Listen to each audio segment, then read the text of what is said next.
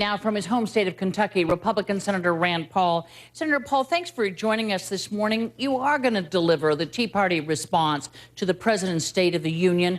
Why is that needed? You've got an R behind your name, and so does Marco Rubio, who's going to deliver the Republican response.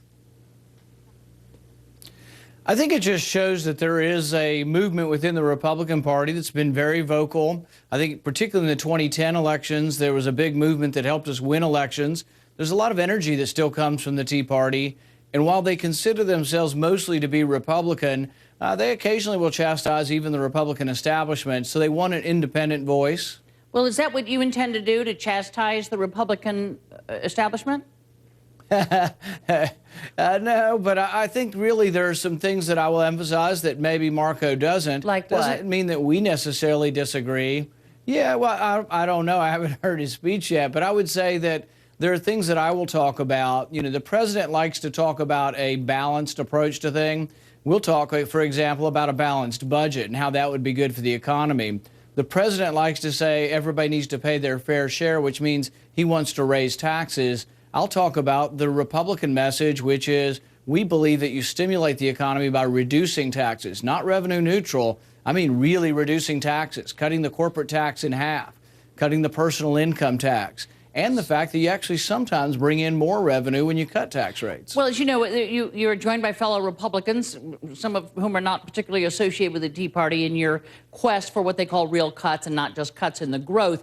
I want to get back to Senator Rubio again, because you're both delivering these responses to the president. He was on the cover of Time magazine as the new face of the Republican Party. He has Tea Party support. I wonder, when you look at that and when you look at the Republican Party, do you and he represent different parts of the Republican Party? Are you therefore rivals? Who's the face of the Republican Party right now?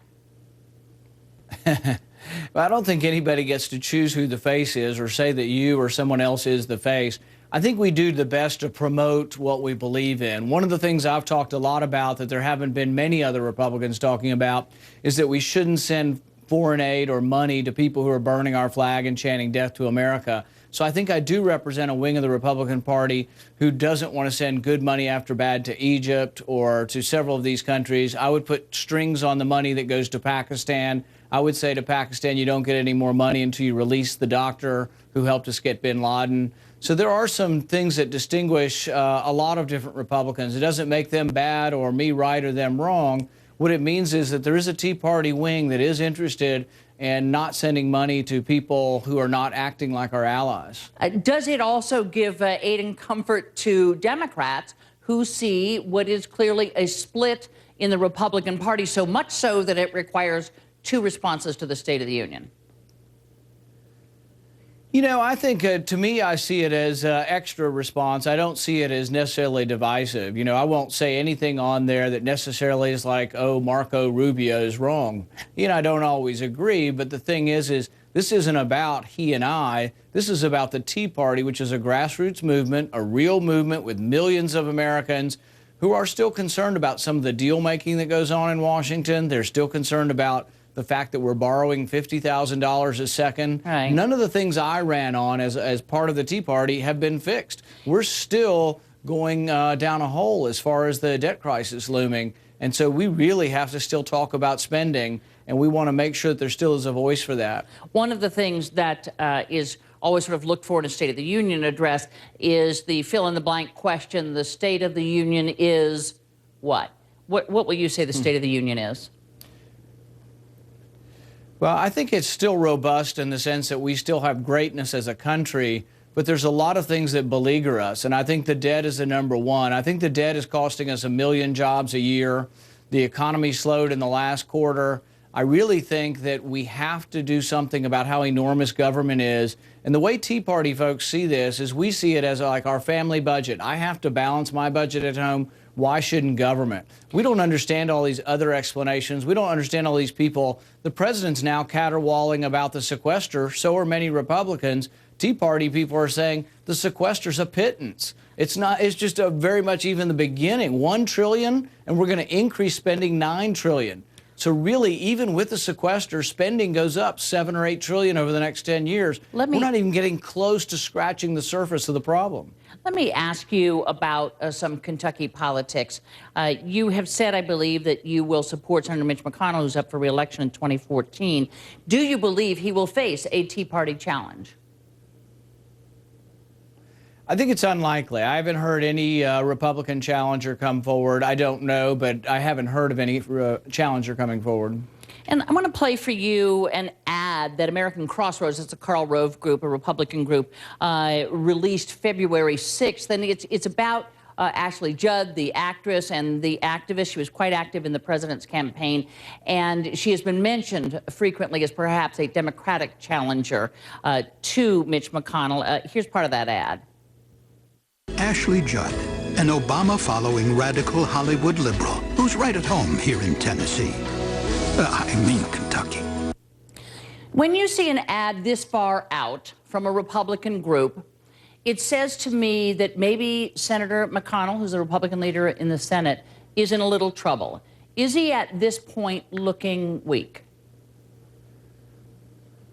You know, when I heard Ashley Judd might run for office, I thought maybe it was Parliament, since she lives in Scotland half of the year. But no, I think really that part of politics is making sure people know about who you're running against. Ashley Judd's a famous actress. She's an attractive woman and presents herself well, and from what I understand is articulate. But the thing is, she doesn't really represent Kentucky. I mean, she was a representative for Tennessee last year. She lives in Tennessee. So, yeah, I think you do need to make sure people know about that so people don't think she's really from Kentucky or lives here. And a couple of questions just on, we've got some confirmations coming up. We have the Lieu confirmation for Treasury Secretary Hagel for Defense, as well as Brennan for the CIA. Are you going to vote against any of those men? I'm most concerned about Brennan, and I'm going to demand answers this week. Senator Wyden asked, can they do drone strikes in the United States? And Brennan went on for 5 minutes talking about optimizing transparency and never answered the question. Until I get an answer of whether or not you can kill an American citizen in America. In America, that's what Wyden asked. Can you kill an American in America with only the president's word?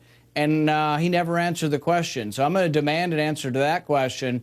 But I also don't think, I think it's very unseemly that a politician gets to decide the death of an American citizen. They should answer about the 16-year-old boy, Alwaki's son, who was killed, not as collateral damage, but in a separate strike. They've never answered that. Right. I think you should be tried for treason. If you're an American citizen, you go overseas and you take up arms, I'm probably for executing you, but I would want to hear the evidence. I would want to have a judge and a jury. It can be fairly swift, but there needs to be a trial for treason. The president, a politician, Republican or Democrat, should never get to decide someone's death by flipping through some flashcards and saying, do you want to kill him? I don't know. Yeah, let's go ahead and kill him. All right. So we'll put that as a question mark for John Brennan at the CIA, and yes for the other two.